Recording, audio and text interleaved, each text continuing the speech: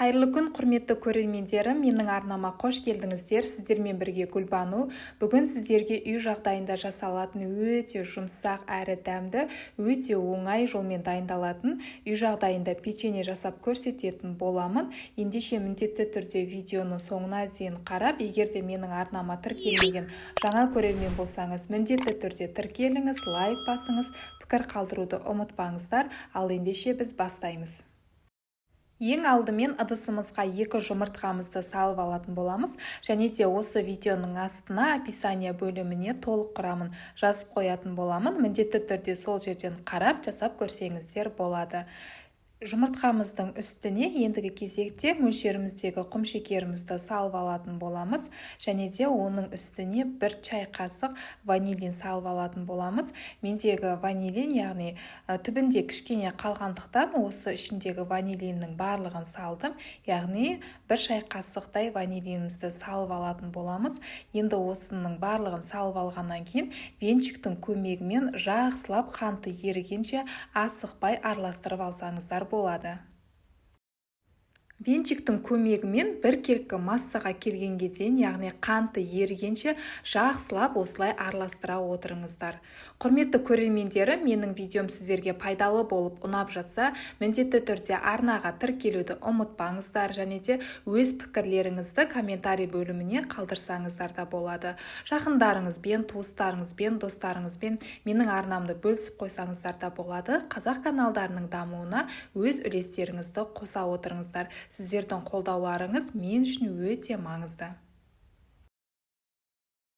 Мінеки барлығын жақсылап араластырып алғаннан кейін ендігі кезекте сұйық майымызды құятын боламыз. Сұйық майымыздың барлығын бірден құйып жібермей, осылай аз-аз бөліктерге бөле отыра, дәл видеодағыдай венчиктің көмегімен араластыра отыратын боламыз. Жақсылап тағы да 1 рет араластырып алыңыздар.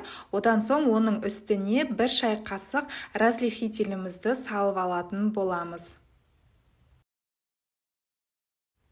Разрыхительді де салып алдық. Енді осының барлығын жақсылап тағы бір араластырып алатын боламыз венчиктің көмегімен. Және де ұнымызды алдын ала електен өткізіп дайындап қоямыз. Ұнымызды да аз-аз бөліктерге бөле отыра, осы сұйық массамыздың үстіне салып алатын боламыз. Ұнымызды дәл видеода көрсетілгендей етіп, аз-аз бөліктерге бөле отыра, алғашқыда осылай венчиктің көмегімен осылай араластырып алыңыздар, яғни біріктіріп алыңыздар. Содан соң, яғни қою болды деген кезде, жаңағы қолымыздың көмегімен жұмсақ етіп қамырымызды илеп алатын боламыз. Ал оға дейін осылай венчиктің көмегімен ұнымызды бірнеше бөліктерге, яғни аз-аз бөліктерге сала отыра, осылай венчиктің көмегімен қою болғанға дейін жақсылап осылай біріктіріп алатын боламыз қамырымызды.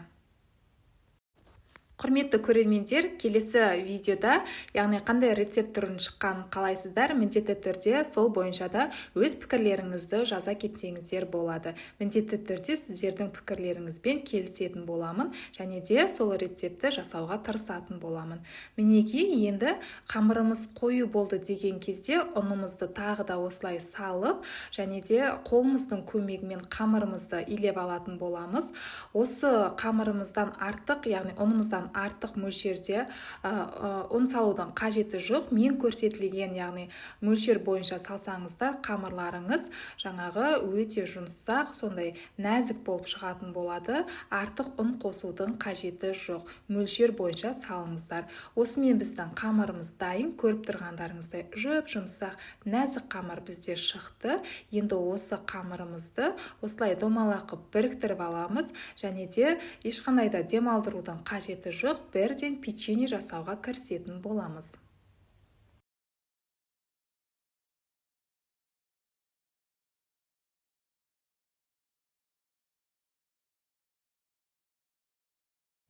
Бізге ол үшін осындай ас қасық қажет болады, және де бір ас қасықтан қамырымызды осылай ала отырып, қолымыздың көмегімен дөңгелек формаға келтіріп алатын боламыз. Барлық қамырларымызды осылай дөңгелек формаға алдын ала келтіріп дайындап алатын боламыз. Міндетті түрде бір ас қасықтан ала отырыңыздар. Мінекей біздің қамырымыз осындай домалақ пішінге келетін болады.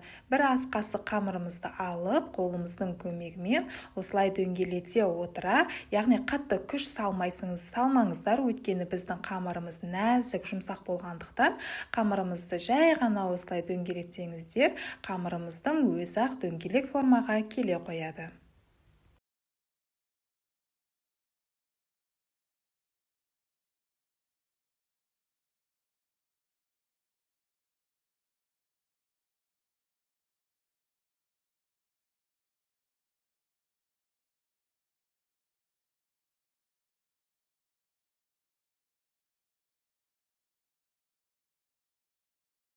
Мінекей алдын ала осылай қамырларымызды дөңгелек етіп, противенге орналастырып алдым, және де бізге осындай шағын, яғни бокал қажет болады, немесе өздеріңізге ыңғайлы формада қолдансаңыздар болады. Маған осы стакан, яғни стакан деп айтсам болады, осы кішкентай стаканның көмегі қажет болды. Осылай басып шығатын боламыз.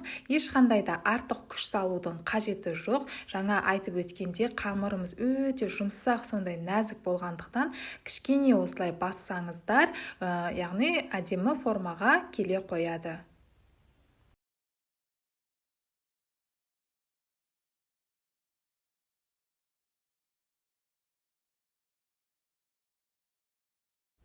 Мінекей барлық печеньелерімізді осылай алдын ала дайындап алдық. Енді 180 градуста 20 минут аралығында пісіріп алатын боламыз. Міндетті түрде 20 минуттан асып кетпесін уақытын қадағалап, және де печкаға салған кезде қарап отырыңыздар дегім келеді. 20 минут уақыт өтті, біздің печеньеміз пісіп шықты. Көріп тұрғандарыңыздай әп-әдемі жұмсақ болып пісіп шықты. Ешқандай да артық уақытыңызды алмайтын, үйдегі бар заттармен жасалатын өте оңай печеньеміз осымен пісті, және де печеньемізді 10 немесе 20 минут аралығында кішкене суытып аласыздар. Суытып алған печеньемізге осындай, яғни варенье қолданатын боламыз, яғни бетіне қазір варенье жағып шығатын боламыз. Мендегі варенье түрі қарақат вареньесі. Қарақат вареньемізді осылай щеткаға батырып аламыз, және де барлық жеріне, бетіне, яғни жететіндей етіп, аз мөлшерде жағып шығатын боламыз. Өте дәмді болып шығады. Міндетті түрде жасап көріңіздер, сіздерге 100% ұнайды деген сенімдемін. Мен дәл осы печенье түрін жиі жасауға тырысамын, өйткені менің балаларыма осы үй жағдайында жасалған печенье ұнайды. Сондықтан барынша, яғни қолым бос уақытта жиі жасауға тырысамын. Көріп тұрғандарыңыздай барлық печеньелерімізге осылай вареньемізді жағып шығатын боламыз. Өте дәмді, жұмсақ болып пісіп шығады. Жасап жақындарыңызды, балаларыңызды қуантып қойыңыздар дегім келеді. Егер де үй жағдайында дәл осы рецепт бойынша печенье жасап көргілеріңіз келсе, мінекей осы рецепт бойынша жасап көріңіздерші, сіздерге ұнайды деген ойдамын, сеніммен айта аламын. Міндетті түрде жасаңыздар, және де мені белгілеуді ұмытпаңыздар дегім келеді. Мінекей бетіне әсемдік ретінде сахарная пудра сепсеңіздер болады, немесе өздеріңіздің қалауларыңыз бойынша шоколад, болмаса посыпка, яғни әсемдік ретінде қолдансаңыздар болады. Бұл печенье түрін тек балаларыңызға ғана емес, сонымен қатар дастарханға да, яғни қойсаңыздар, қонақ келгенде өте тез дайындала қоятын, және де дәмді печеньедің рецепт түрі.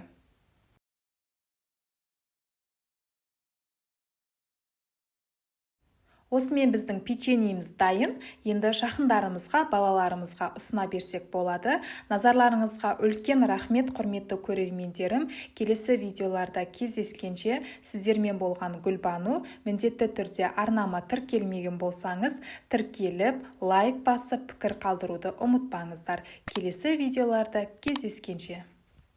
Барлықтарыңызға ас болсын.